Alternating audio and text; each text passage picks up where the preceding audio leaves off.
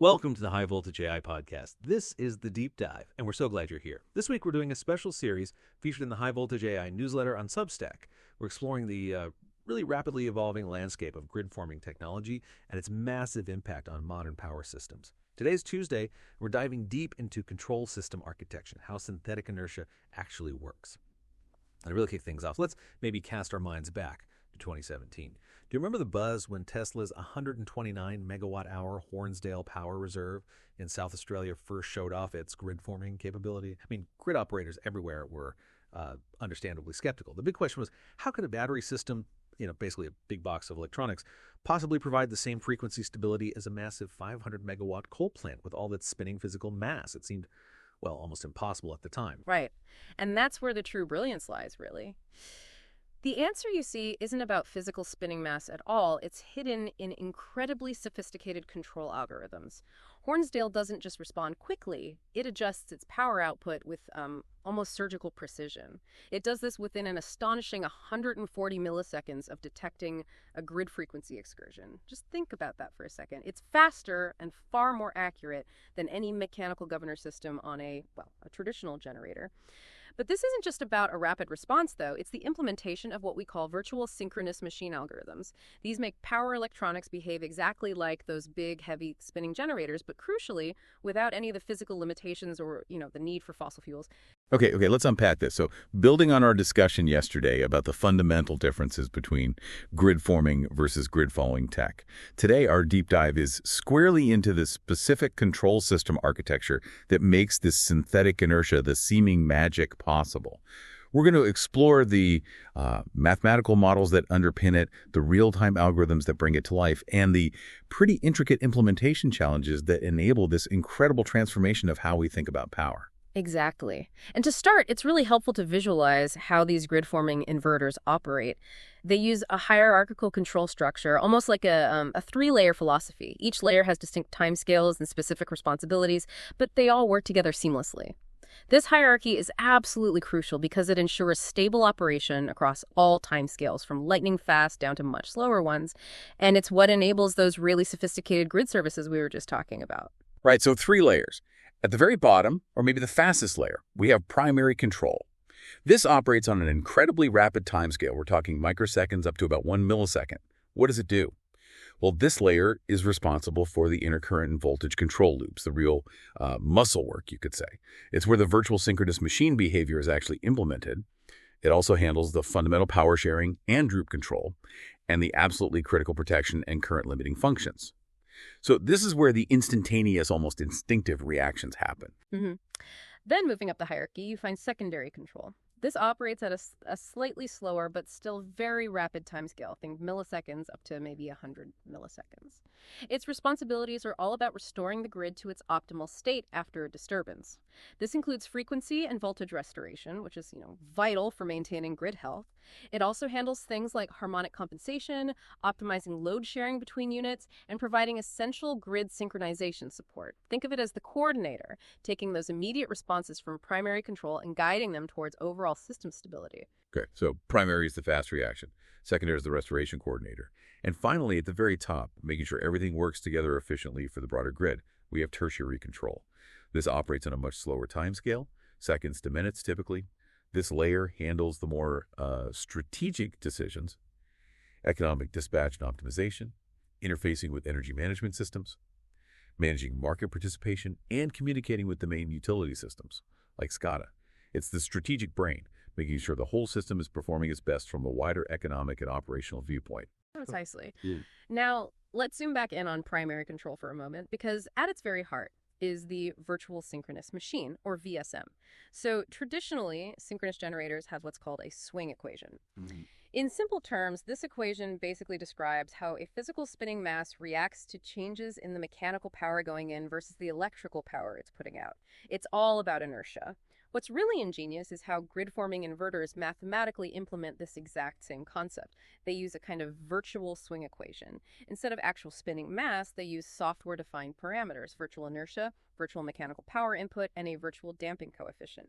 These are tuned to perfectly replicate that physical behavior. It's a really elegant way to mimic a giant heavy generator purely in software.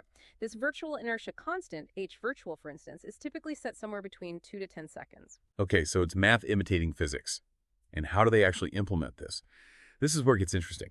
Unlike traditional grid-following inverters that rely heavily on phase lock loops, or PLLs, to track the grid, grid-forming inverters use something called a power synchronization loop.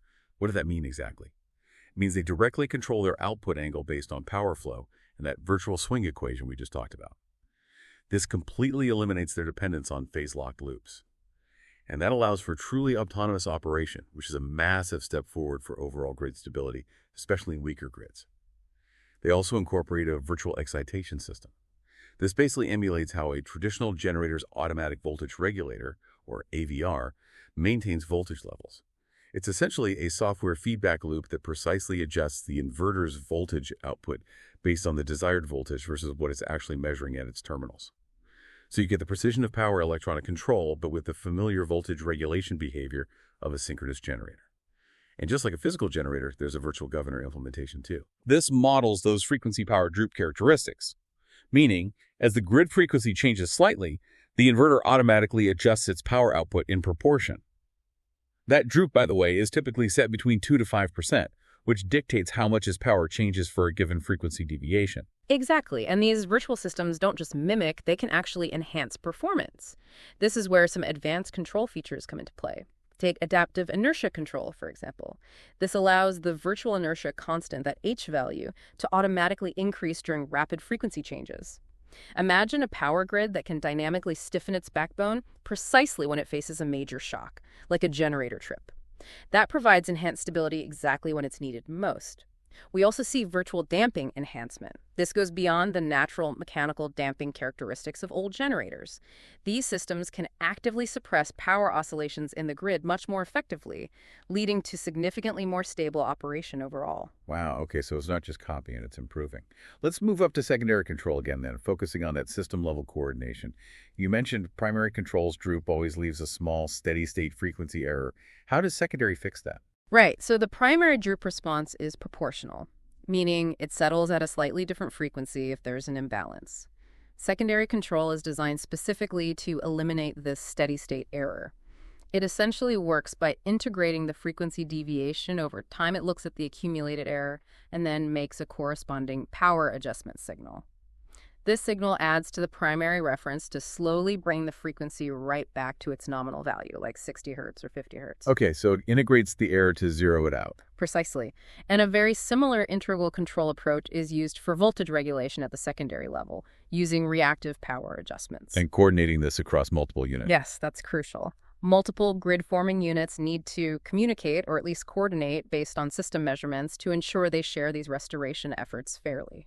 Often, it's done proportionally, so each unit contributes based on its size or capability. It's like a team of, virtual machines, making sure they all push together to get the grid back to normal without overloading any single one. And that teamwork relies on good load-sharing algorithms, right? Absolutely. For real power sharing among parallel grid-forming inverters, they need to ensure proportional loading based on each inverter's rating. So a 10-megawatt inverter should ideally take twice the load adjustment as a 5-megawatt inverter under the same conditions. This is often inherently achieved through the droop characteristic if the line impedances are managed well. And reactive power, too. Yep, the similar proportional sharing mechanism exists for reactive power, often governed by a voltage droop characteristic. And to further improve that load sharing, especially when you have different impedances or complex network configurations, something called virtual impedance is often implemented. This basically makes the inverter appear to the grid as if it has a certain output impedance, even though it's purely a software construct in the control loop. It really helps optimize how parallel units share both real and reactive power. Okay, this is all incredibly sophisticated control. Let's talk about the real-world side of things. Yes. The implementation challenges. This must need serious processing power. Oh, absolutely. These systems demand incredibly powerful digital signal processing. For those intercurrent and voltage control loops and the fastest protection functions, we're talking about sampling rates in the tens of kilohertz range, tens of thousands of calculations per second. Wow. For the virtual synchronous machine implementation itself, it's typically in the 1 to 5 kilohertz range, still thousands of calculations per second. Then, system coordination, like those secondary control functions, usually operates maybe around 10 to 100 hertz. And finally, tertiary control and market participation might run at 1 to 10 hertz, or even slower depending on the function. Right, so different speeds for different layers, and all that translates to, well, immense computational requirements. We're definitely not talking about your average computer chip here. Not at all. You need specialized digital signal processors, or DSPs, and often field programmable gate arrays, FPGAs, for those lightning-fast inner loops that require deterministic timing. Real-time controllers, often based on powerful microprocessors, are essential for running the main virtual synchronous machine algorithms.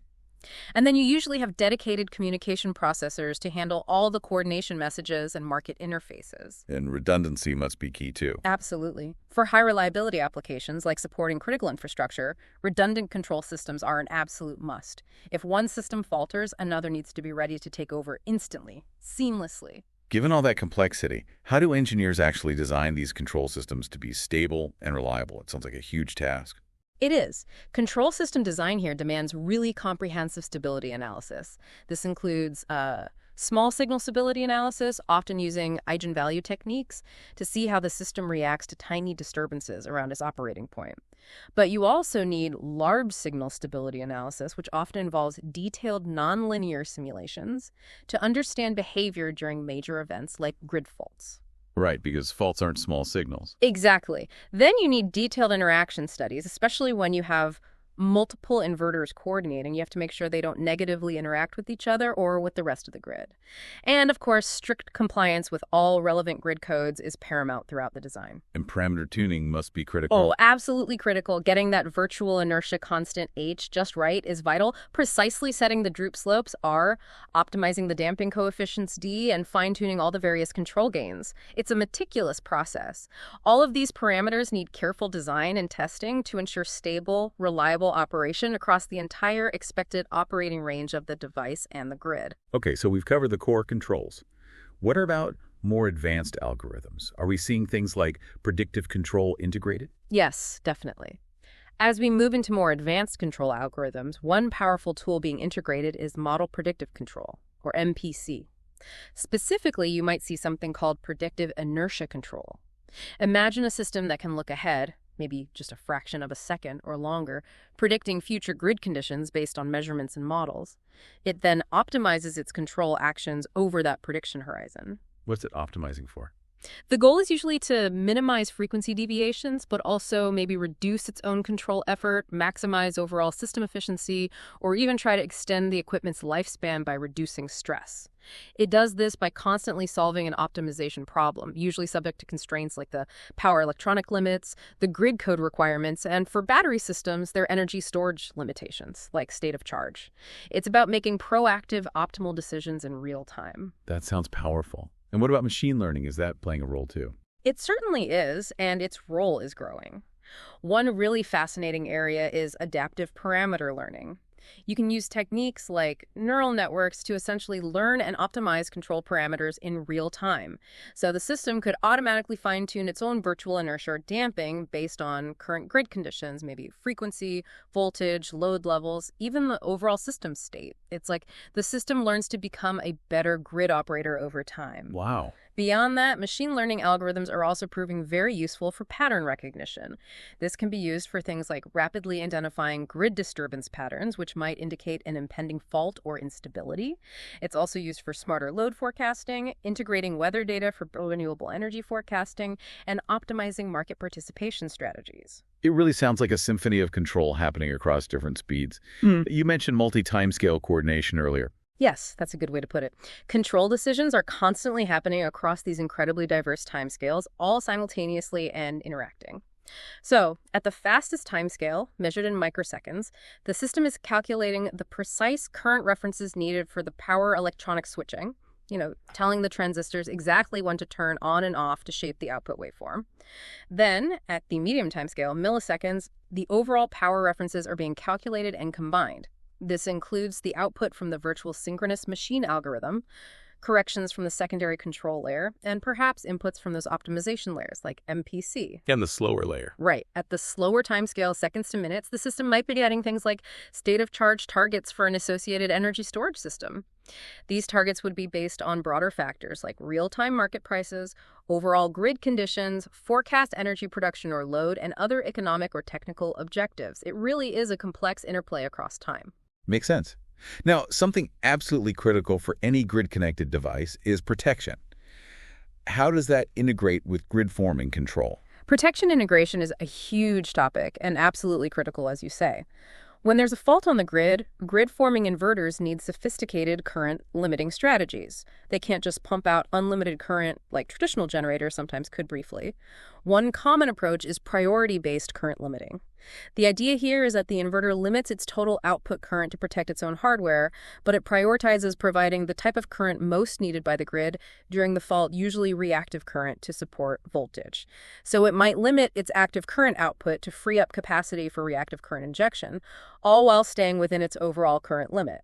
It balances self-protection with grid support. Okay, so it limits but tries to help. Exactly. There's also voltage-based current limiting, sometimes called voltage-dependent current limiting. Here, the maximum current the inverter will output automatically reduces as the grid voltage drops during a fault.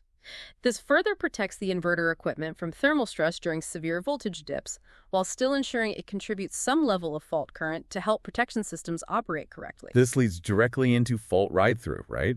Making sure these devices stay connected and supportive during grid events. Precisely. Fault ride-through implementation is crucial for overall grid resilience. Grid codes worldwide now mandate this. Take low voltage ride-through, or LVRT. If the grid voltage sags below a certain threshold, say during a nearby fault, the system needs to stay connected for a specified duration. Not only stay connected, but typically provide immediate reactive power support to help prop up the voltage and stabilize the grid, all while maintaining its core grid-forming capability. It doesn't just disconnect, it actively helps the grid recover. And for frequency issues. Similarly, there's frequency ride-through. If the grid frequency goes outside its normal operating band, either too high or too low, the system needs to stay connected and continue operating. Critically, it needs to maintain its synthetic inertia response during these excursions, continuing to help stabilize frequency. It might need to limit its rate of power variation to avoid exacerbating the problem, but the key is it stays online and keeps contributing that stabilizing inertia effect even under these extreme conditions.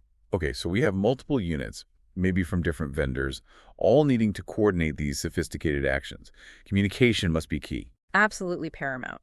For these complex systems to work together effectively, seamless communication and coordination are vital. Interestingly, we're seeing a lot of focus on distributed control architectures. This means grid-forming inverters can potentially coordinate their actions without relying on a single central controller, which could be a single point of failure. They can essentially talk directly to each other or use algorithms that allow them to reach agreement based on local measurements and limited communication, ensuring they act as a cohesive unit. How do they reach agreement without a central boss? Often through something called consensus algorithms. These are clever distributed algorithms where units iteratively share information with their neighbors, maybe their measured frequency or voltage or power output, and adjust their own operation based on that information. Over a short time, they can converge on a common target value, like frequency or voltage, or achieve air power sharing, all without any one master telling them exactly what to do. It makes the system more resilient. Fascinating. And how do they talk to the wider grid systems, the utility control centers? That's where established grid integration protocols come in, and they are absolutely essential. IEC 61850 integration is a really key standard here. It defines a whole suite of communication protocols for power systems. This includes things like GOSE messages, that stands for Generic Object-Oriented Substation Events, which allow for very high-speed peer-to-peer communication between devices, often used for protection signals. It also includes sampled values for sharing real-time, high-fidelity waveform measurements between devices. And for less urgent data. For status updates, alarms, and control commands, you typically use MMS reporting manufacturing message specification. And underpinning much of this, especially for time-sensitive control and protection, is precise time synchronization, often achieved using the IEEE 1888 precision time protocol, typically distributed via the network or GPS. What about interacting with the energy market? Yes, that's another layer. There's usually a complex market interface. This allows these systems, especially battery storage, to participate in real-time energy markets, bidding in to provide energy or ancillary services like regulation, while simultaneously maintaining their critical grid-forming services for reliability. Balancing those two objectives is a key challenge. Okay, let's shift gears slightly to the hardware itself. Huh. What kind of power electronics make all this possible? The power electronic platform requirements are definitely demanding. In terms of semiconductor technology, we're seeing a lot of silicon carbide or SiC devices being used. SiC allows for much higher switching frequencies compared to traditional silicon and higher efficiency. That higher frequency translates directly into better control bandwidth, meaning more precise and faster control response. Any other materials? For even faster, ultra-fast switching, especially in research or specialized applications aiming for incredibly precise control, gallium nitride, or GaN, devices are also gaining traction. And because single inverter units have power limits, these systems often involve the parallel operation of multiple power modules or full inverter units to reach higher power ratings, like hundreds of megawatts. This parallel structure also inherently provides opportunities for fault tolerance through redundant operation, which, as we said, is critical for reliability. And they control hardware running all those algorithms we discussed. Also very specialized. As I mentioned, FPGA implementation field programmable gate arrays is often used for those really high-speed intercontrol loops that demand deterministic, ultra-fast timing that software on a processor might struggle with. Then, DSP processing digital signal processors handles the bulk of the complex mathematical operations like the VSM calculations and other sophisticated control algorithms. General-purpose processors, often based on ARM architectures, are typically used for slower tasks like communication protocols, optimization routines, data logging, and the human-machine interface. And again, for the most critical applications, you'll almost always find redundant dual control systems, two independent controllers running in parallel to ensure continuous operation, even if one system experiences a hardware or software fault. Makes sense. And none of this works without good data. What about the sensors and measurement systems? Absolutely crucial. You need high-speed, high-accuracy measurements feeding these fast control algorithms. This includes current sensors with bandwidths often exceeding 100 kilohertz to capture fast transients, and precision voltage sensors that can accurately measure grid voltage even when it's distorted. For frequency measurement, while phase lock loops can be used for monitoring, the grid forming control itself often relies on internal angle tracking from the power synchronization loop, but accurate measurement is still needed for secondary control and monitoring. And all of this feeds into real-time power calculation modules, often including sophisticated harmonic analysis to understand power quality. And the communication links connecting it all. The communication infrastructure supporting all this is equally vital. Fiber optic links are very common for high-speed, noise-immune communication between the controller, the power stages, and other substation devices. Ethernet is widely used for standard protocols like IEC 61850 and connecting to supervisory systems. Wireless communication might be used for remote monitoring or sometimes as a backup communication path. And as we mentioned, GPS synchronization or network-based time sync like IEEE 1588 is essential for providing that precise time reference needed across multiple coordinated units. Okay, so you've designed the hardware, the software. Before you connect this multi-million-dollar asset to the grid, how do you test it? Rigorous performance verification and testing are absolutely non-negotiable. It starts long before it gets to the field. In the laboratory, a key technique is hardware in the loop, or HIL, simulation. This involves connecting the actual inverter controller hardware to a powerful real-time computer that simulates the rest of the power grid, including other generators, loads, and transmission lines. This allows engineers to thoroughly test the control system's response to a huge range of simulated grid events and conditions in a safe, controlled environment without risking any real hardware. Is there a step beyond just simulating the grid? Yes, the next step is often power hardware in the loop, or PHIL. PHIL takes it further by incorporating actual power flow, usually at a scaled down level. You connect the real inverter, or a scaled version, to a power amplifier that's controlled by the real-time grid simulator. This allows testing the interaction between the control system and the actual power conversion process under realistic power flow conditions, bridging that crucial gap between pure simulation and full-scale field deployment. Okay, so HIL and VHL in the lab. Then what happens when it gets installed on site? Once it leaves the lab, field testing and commissioning follow a very deliberate, staged approach. It's not just plug and play. First, there's usually factory acceptance testing, or FAT, where the manufacturer demonstrates the basic functionality and protection settings work correctly before the equipment even ships. Then, once installed, you have site integration testing, or SIT. This involves testing the inverter with the actual grid connection, interfacing with local site equipment, and basic operational checks. Next comes grid integration testing. This is often more involved, requiring coordination with the utility. It focuses on verifying interaction with the utility's protection systems, communication links like SCADA, and response to simulated grid signals. And finally, there's comprehensive performance verification. This is where all the specific grid-forming services like frequency response, synthetic inertia, voltage control, fault ride-through are formally tested and validated against the grid code requirements and project specifications under various real or simulated operating conditions. What key things are you measuring during that final verification? We look at a range of key performance metrics. Definitely frequency response. How quickly and accurately does it respond to frequency deviations? Does it provide the specified inertia and droop? Voltage regulation is key, validating both its steady-state accuracy and its dynamic response to voltage changes. Volt performance is critical, verifying its halt, current contribution is as designed, and that it successfully rides through voltage dips according to the LVRT requirements. And of course, overall system efficiency across different operating points is usually measured and verified too. This has been incredibly detailed. So pulling it all together, what's the bottom line here for, say, a control engineer working in the power industry today? Yeah, the bottom line is this.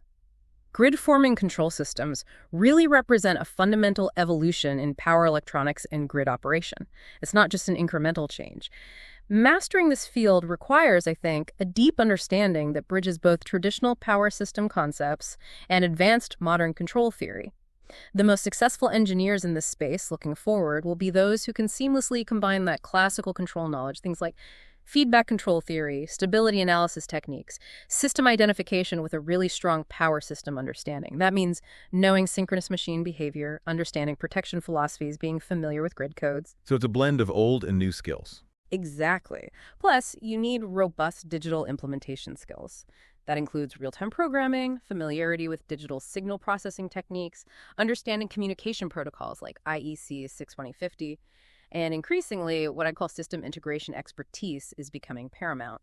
The ability to think about how multiple grid-forming resources coordinate, how they integrate seamlessly with the existing grid infrastructure, how they interact with protection. That system-level view is going to be absolutely crucial for building the future grid reliably. And that wraps up our deep dive today into the truly fascinating control system architecture that makes synthetic inertia a reality. We've journeyed from the high-level concept of hierarchical control right down into the nitty-gritty of virtual synchronous machines, advanced algorithms like MPC and machine learning, and all the sophisticated hardware and testing that underpins it all. It really is a testament to engineering ingenuity. It really is. And tomorrow, we're going to build on this foundation even further. We'll be discussing system integration challenges, protection, coordination, and grid codes. So we'll focus specifically on how these sophisticated grid-forming systems integrate with existing grid protection schemes, how coordination is managed on a larger scale, and the evolving landscape of grid codes that govern their behavior. It's about completing that technical picture for successful wide-scale implementation. Sounds great. Now, for you listening, a provocative thought to ponder until tomorrow. As you think about your own work, what control system challenges are you seeing with inverter-based resources? Are you perhaps actively working on implementing virtual synchronous machines, or maybe struggling with protection coordination for these new types of grid-forming systems? We'd love to hear about your experiences. If you'd like to leave feedback or have any questions about today's deep dive, please feel free to reach out to us. You can email me at alex.reed.power.podcast@gmail.com. And you can reach me at emma.quinn.power.podcast@gmail.com. We'll be back tomorrow with our next deep dive into system integration. Thanks for tuning in.